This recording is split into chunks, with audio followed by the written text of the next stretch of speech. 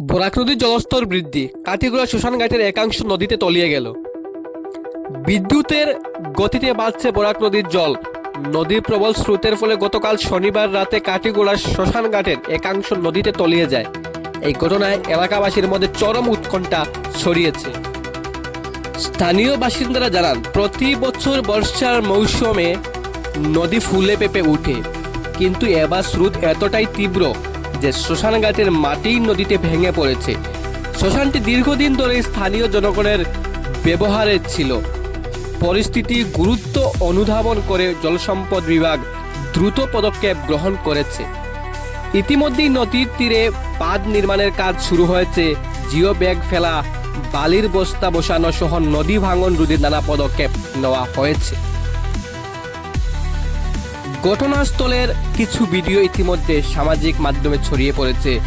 দেখে নিন সম্পূর্ণ ভিডিও। কাঠিগড়া থেকে বিশ্বজিৎ দাসের প্রতিবেদন, বাতায়ন ডিজিটাল।